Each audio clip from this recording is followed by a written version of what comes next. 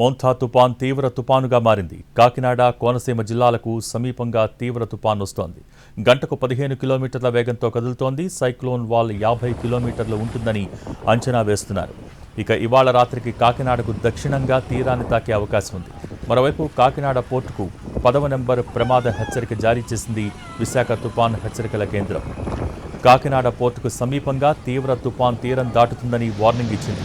కాకినాడ తీరానికి great danger signal 10 ఇవ్వటం ఇదే మొదటిసారి.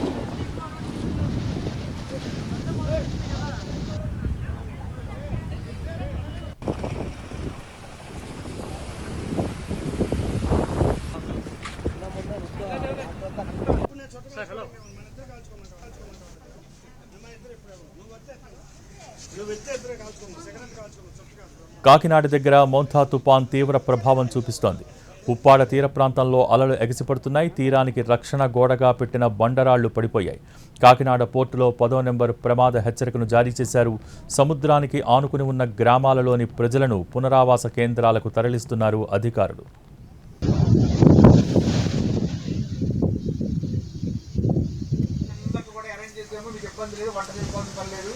ఈ రోజు 2 తర్వాత ఎవరు బయట కనబడడానికి లేదు. కనబడ్డారంటే మాత్రం చాలా బీభత్సంగా ఉంటుంది. గాలి వల్ల మీకు ప్రాణ నష్టం కలగకూడదు, మీకు ఎవరికి దెబ్బలు తగలకూడదు.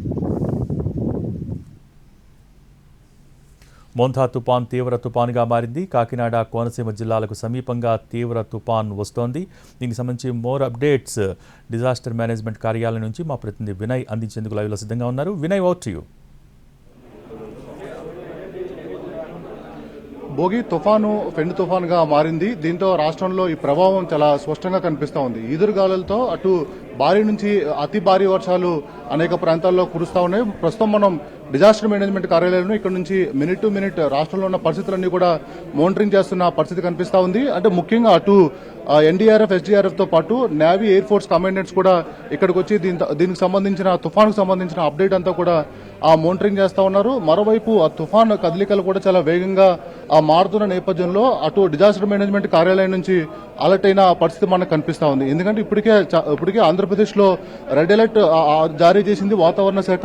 ఈ నేపథ్యంలోనే అటు తీర ప్రాంతం అంతా కూడా అల్లకొల్లంగా మారుతుండటంతో పాటు భారీగా ఈదురుగాలన్నీ కూడా వేస్తున్న నేపథ్యంలో పూర్తి స్థాయిలో అధికార యంత్రాంగం అంతా కూడా అప్రమత్తమైన పరిస్థితి మనకు కనిపిస్తూ ఉంది. అంటే ముఖ్యంగా అటు తీర ప్రాంతాల దగ్గర కూడా ప్రమాదక హెచ్చరికలు జారీ చేస్తున్న నేపథ్యంలో మొత్తం పూర్తిగా అలర్ట్ అయిన పరిస్థితి కనిపిస్తుంది. మనతో పాటు అటు వాసనకు సంబంధించిన అనలిస్ట్ పూర్ణచంద్ ఉన్నారు. అసలు ఈ ప్రమాదక హెచ్చరికలకు సంబంధించి దీన్ని ఎలా చూస్తారు? 10వ నెంబర్ హెచ్చరిక జారీ చేయడంపై మనతో ఉన్నారు. సార్ చెప్పండి సార్, అటు 10వ నెంబర్ హెచ్చరిక కూడా ఐఎండీ జారీ చేసింది. అసలు ఏంటి ఈ హెచ్చరికలు ఎలా చూస్తారు? ఈ హెచ్చరికలు చూసుకుంటే కనుక మనకి 1 నుంచి 11 వరకు ఉంటాయి. 1, 2 లోకల్ వెదర్ బ్యాడ్ కండిషన్ వాళ్ళు ఇస్తారు. 2, 3 కొంచెం ఏమైనా సైక్లోనిక్ స్టార్మ్ ఉంటే కనుక ఇస్తారు. అదేవిధంగా 5 నుంచి 7 వరకు ఉంటే కనుక ఏమైనా డిప్రెషన్ అలాంటివి ఏమైనా ఉంటే కనుక ఇస్తారు. మనకి 8 నుంచి 11 చూసుకుంటే ఇట్ ఈస్ సివియర్ అలర్ట్. అదే ఏంటంటే మనకి ఆ పోర్ట్ దగ్గరలో కనుక మనకి ఏదైనా సైక్లోన్ కానీ సివియర్ సైక్లోన్ కానీ క్రాస్ అయ్యే టైంలో దాని యొక్క ఇంటెన్సిటీని బట్టి దాని యొక్క వార్నింగ్ లెవెల్స్ అయితే మారుతుంటాయి. ప్రస్తుతానికి ఇప్పుడు కాకినాడ పోర్టుకి అయితే మనకి 10వ నెంబర్ హెచ్చరిక జారీ చేశారు. అక్కడ నుండి ఏ మూమెంట్స్ ఉండకూడదు అని చెప్పేసి మనకి అక్కడ 10వ నెంబర్ హై అలర్ట్ అయితే ఇచ్చి ఉన్నారనమాట. అదేవిధంగా అలర్ట్స్ ఎలాగంటే దాని యొక్క సైక్లోన్ యొక్క ఇంటెన్సిటీ, విండ్ స్పీడ్ మీద డిపెండ్ అయి ఉంటుంది. అంటే 10వ నెంబర్ అన్నది చాలా డేంజర్ అలర్ట్ అని కూడా చెప్పొచ్చు. ఈ సమయం ఏ సమయంలో చెప్తారు? దీనికి సంబంధించి ఎటువంటి జాగ్రత్తలు తీసుకోవాలి? అంటే ఇది 10వ నెంబర్ హెచ్చరిక అంటే ఆల్మోస్ట్ డేంజర్ లెవెల్. ఇంకొకటి నెక్స్ట్ లెవెల్ వచ్చి 11 ఉంటుంది. ఇప్పుడు 10వ నెంబర్ ఇచ్చారు కాబట్టి మనకి ఇక్కడ మనకి విండ్స్ అయితే కనుక ఎక్కువ ఉంటాయి. అక్కడ ఆపరేషన్స్ అన్ని క్లోజ్ చేసేస్తారు పోర్ట్లో. ఆ పోర్ట్లో ఆపరేషన్స్ అన్ని క్లోజ్ చేసేయడం వల్ల మనకి షిప్స్ కానీ వెసల్స్ కానీ ఏమైనా ఫిషర్మెన్ బోట్స్ కానీ ఏవి మూవ్మెంట్ చేయకూడదు. దానివల్ల 10వ నెంబర్ అయితే జారీ చేయడం జరిగింది. హుదూద్ తుఫాన్ని మనం గతంలో చూసాం. చాలా భయంకరమైన జ్ఞాపకాలన్నీ కూడా హుదూద్ తుఫాన్ మిగిలి చెల్లింది. ఇప్పుడు 10వ నెంబర్ హెచ్చరిక జారీ చేశారు. అప్పుడు 11వ నెంబర్ హెచ్చరిక జారీ చేశారు. ఇలాంటి పరిణామాల్లో ఎలా చూడాలి? అంటే ఇది దాని యొక్క తీవ్రతను బట్టి ఉంటుంది. ఆల్మోస్ట్ అప్పుడు మనకి హుదూద్ చూసుకుంటే కనుక అది వెరీ ఎక్స్ట్రీమ్లీ సివియర్ సైక్లోన్గా క్రాస్ అయింది. ఇది మనకి చూసుకుంటే కనుక ప్రస్తుతం సివియర్ సైక్లోన్గా ఉన్నది. అందుకని చెప్పేసి దీనికి 10వ నెంబర్ హెచ్చరిక జారీ చేయడం. హుదూద్ అనేది దీనికన్నా ఇంకా ఎక్కువ తీవ్రతతో క్రాస్ అయింది. అందుకని దానికి 11వ నెంబర్ జారీ చేయడం జరిగింది. సార్, అంటే తుఫాను తీవ్ర తుఫానుగా మారింది. రాష్ట్రంలో ఇప్పటికే రెడ్ అలర్ట్ జారీ చేశారు. ప్రస్తుతం ఆ తుఫాను స్టేటస్ ఏంటి? అంటే ఇప్పుడు ప్రస్తుతానికి మనకి తుఫాన్ అయితే ఈ రోజు మార్నింగే సైక్లోన్ నుంచి సివియర్ సైక్లోన్గా మారింది.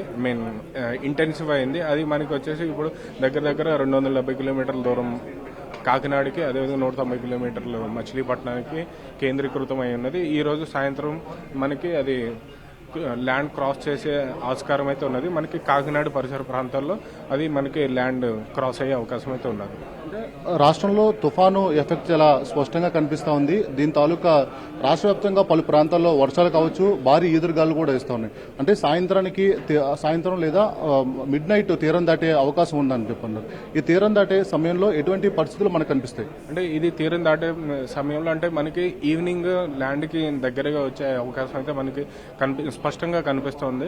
అది మనకి ఎంత క్లోజ్గా వస్తే దాని యొక్క విండ్ తీవ్రత కానీ వర్షపాతం కానీ ఎక్కువగా నమోదయ్యే అవకాశం ఉంది. ఇప్పుడు ప్రస్తుతానికైతే ఆల్రెడీ గాలులు అదేవిధంగా వర్షపాతం మొదలైంది.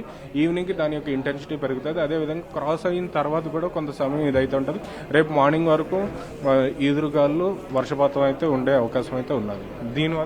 దీన్ని బేస్ చేసుకొని ఉన్న అనాలిసిస్ బేస్ చేసుకుని ప్రజలందరూ అప్రమత్తంగా ఉండాలి. ఎవరు ప్రయాణాలు అయి పెట్టుకోవద్దు అని చెప్పేసి చెప్తున్నాను. సార్, అంటే డిజాస్టర్ మేనేజ్మెంట్ కార్యాలయం నుంచి చాలా క్లియర్ గా ఈ తుఫానుకు సంబంధించి మినిట్ టు మినిట్ మానిటరింగ్ చేస్తూ ఉన్నారు. దీని ఇంటెన్సిటీ ఎలా ఉండబోతుంది?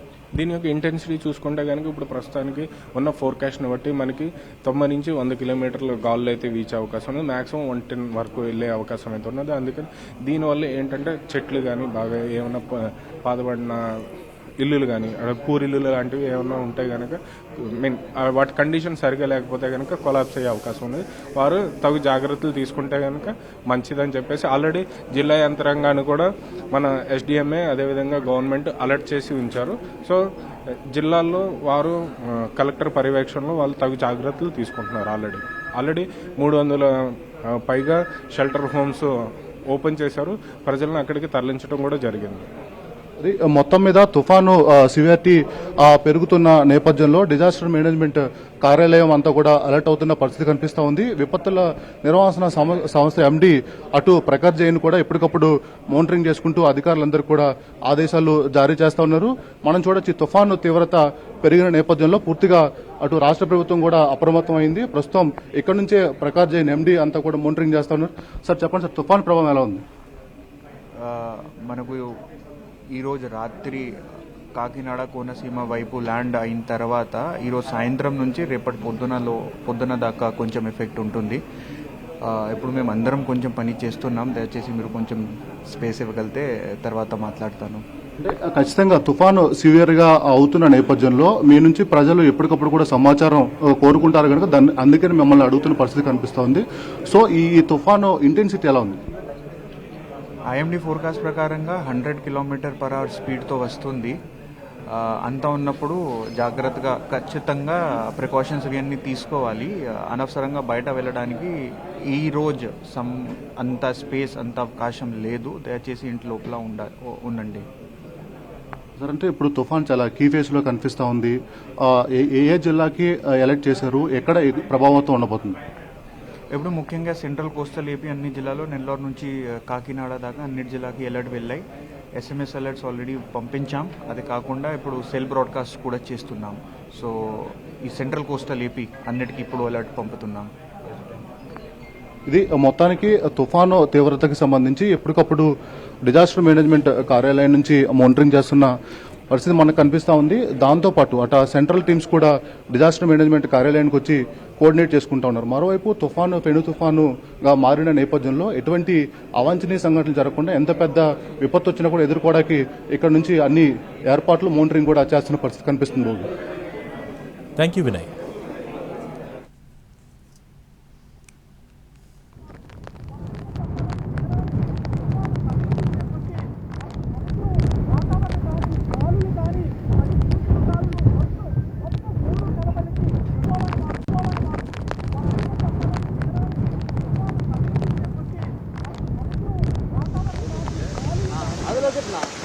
बोट वाला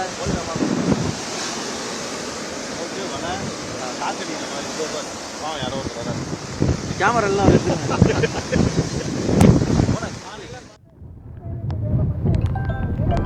600.